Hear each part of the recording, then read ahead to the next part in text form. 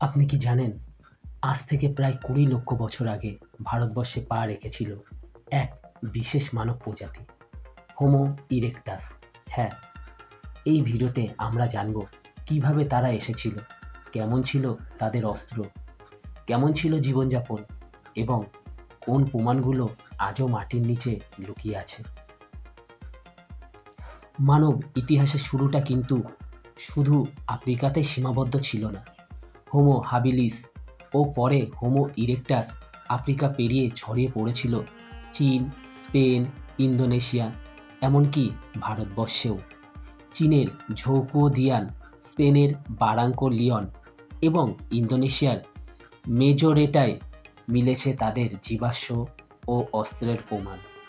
এমনকি জর্জিয়ার দামিনিসি এলাকায় পাওয়া গেছে ওল্ডওয়ান ধরনের হাতিয়ার।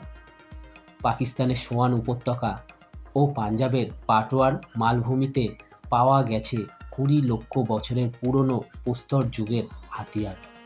হিমাচলের শিবালিক পাহাড়, বিপাশা আর বনগঙ্গা নদীর তীরে একই রকমের নিদর্শন মিলেছে। যদিও সরাসরি হোমো ইরেক্টাসের জীবাশ্ম পাওয়া যায়নি, তবুও ওই সব হাতিয়ারই প্রমাণ করে তাদের উপস্থিতি।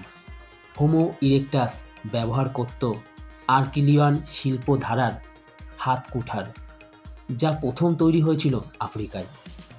ভারতের সোয়ান উপত্যকা, কাশ্মীর, কর্ণাটক ও চেন্নাইয়ের কাছে অবিরাম পাকামে এইসব অস্ত্রের নিদর্শন পাওয়া গেছে। ইউরেনিয়াম, থোরিয়াম পদ্ধতিতে এসবের বয়স নির্ধারিত করা হয়েছে প্রায় ৩.৫ লক্ষ বছর। শুধু হাতিয়ার নয়, তারা আগুন ব্যবহার করতে পারত, বুনো ফলমূল সংগ্রহ করত, এমনকি শিকারীও ছিল তারা।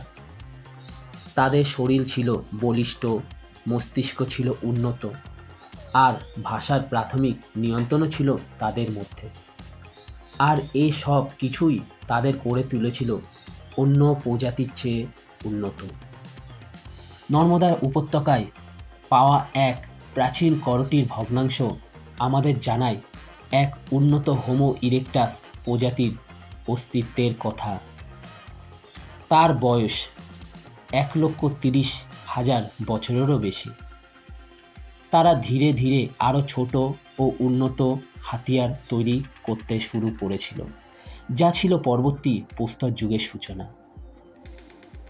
মানব সভ্যতার ইতিহাস আসলে একটা বিশাল রহস্যে ঘেরা যাত্রা, আর ভারতবর্ষ সেই ইতিহাসের এক গুরুত্বপূর্ণ অধ্যায়। আপনি যদি ইতিহাস, পঞ্চতত্ত্ব ও মানব বিবর্তনের এমন সব চমকপ্রদ বিষয় জানতে চান, তাহলে অবশ্যই ভিডিওটা লাইক, কমেন্ট ও সাবস্ক্রাইব করতে ভুলবেন না।